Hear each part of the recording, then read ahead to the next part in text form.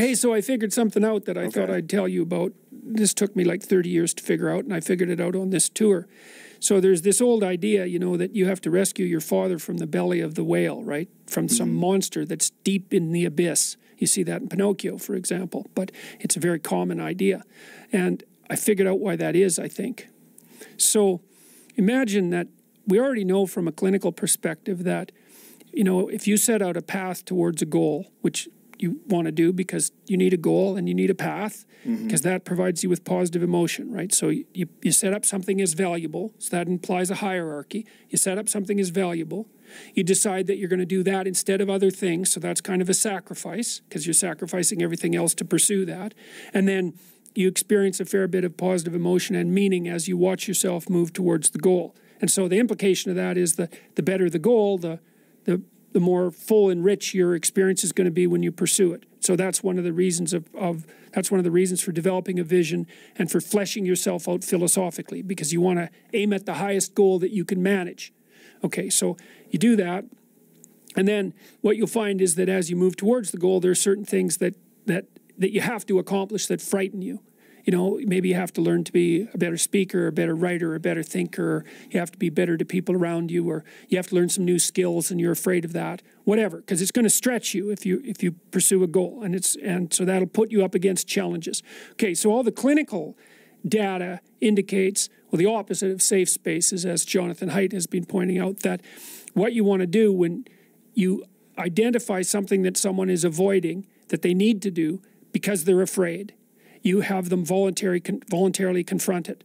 And so you break it down. What you try to do if you're a behavior therapist is you break down the thing they're avoiding into smaller and smaller pieces until you find a piece that's small enough so they'll do it. And it doesn't really matter as long as they start it.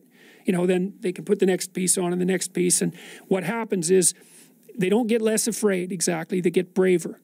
They get it's like there's more of them. And here's why. So imagine you do something new, and that's informative, right? There's information in the action, and then you can incorporate that information and turn it into a skill and turn it into a transformation of your perceptions. So there's more to you because you've tried something new. So that's one thing. But the second thing is, and there's good biological evidence for this now, that if you put yourself in a new situation, then new genes code for new proteins and build new neural structures and new nervous system structures. Same thing happens to some degree when you work out, right? Because your muscles are responding to the load. But your nervous system does that too. So you imagine that there's a lot of potential you locked in your genetic code. And then if you put yourself in a new situation, then the stress, that's the situational stress that's produced by that particular situation, unlocks those genes and then builds new parts of you. And so that's very cool, because who knows how much there is locked inside of you. Okay, so now here's the idea.